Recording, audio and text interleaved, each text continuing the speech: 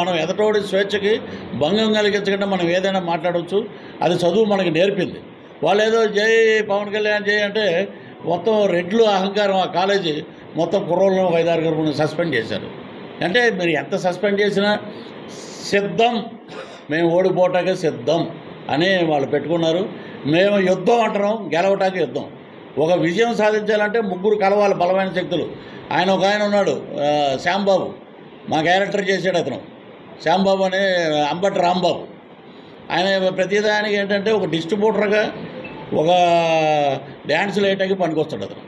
సంక్రాంతి పండగలకి రేపు పొద్దున్న మనం ఎక్కడైనా పెట్టినప్పుడు మన ఈస్ట్ వెస్ట్లో ఎక్కువ పండగలు చేస్తారు కాబట్టి మాజీ మంత్రి కాబట్టి ₹1,00,000 ఇచ్చి పిలుద్దాం, గెస్ట్ కింద డ్యాన్స్ వేయిద్దాం. అతను ఏంటంటే ఎంతసేపు ఇప్పుడు రాజశేఖర రెడ్డి గారు కానీ నందమూరి తారక రామారావు గారు కానీ ఎక్కడైనా ప్రెస్ మీట్, ఇప్పుడు మన బీజేపీలో కేంద్ర మంత్రులు చూడండి, ఏది జరిగినా ముందు ప్రెస్ మీట్ పెడతారు. ఏమంటే ఎక్కడ సమీక్షలు ఉంటాయి, ఈడ సమీక్షలు ఉండవు. ఇతనికి నోరు ఇచ్చేశారు. అతను ఏంటంటే 3 పెళ్ళిళ్ళు చేసుకున్నాడు. ఈడమ్మ 3 చేశాడు, ఈడు పక్కన చేశాడు. ఈ పెళ్ళిళ్ళు చేసుకోవడం వల్ల పవన్ కళ్యాణ్ గారు పోలవరం ఏమైనా ఆగిపోయిందా? అసలు నువ్వు ఏంటి, వరదలు వస్తే ఏం చేస్తావు? ఊరిన పంట పొలాల్లో ఉన్న ఆ గేట్లు తీస్తేనే నీరు ఎటు వెళ్తుందో తెలియని వ్యక్తి ఇరిగేషన్ మినిస్టరు. కానీ ఎంతసేపు బ్రోక్ కలెక్షన్ రాలేదు ఇది అని ఏడుపు.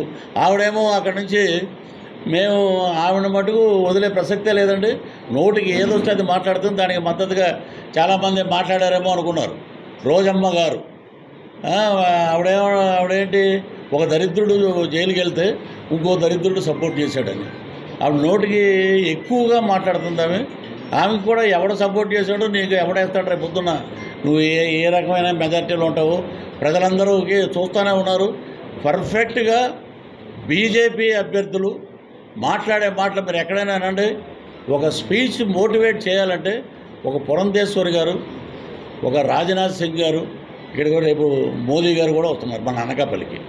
మరి ఎంత మనం పుణ్యం చేసుకున్నాడు. మరి ఈ గడ్డ మీదకి ఆయన కూడా వచ్చి అద్భుతమైన, మనం పాడైపోయాం, మేము అందరినీ బాగుపరుస్తాం, మరి కూటమికి ఓటు ఇవ్వండి, బీజేపీ ఎంపీని గెలిపించండి, కేంద్ర మంత్రి అవుతాడైనా, సీఎం రమేష్ గారు చొరవ గల వ్యక్తి, గట్టిగా మాట్లాడే వ్యక్తి పార్లమెంట్లో, అలాంటి లీడర్ని మనం ఎన్నుకుందాం.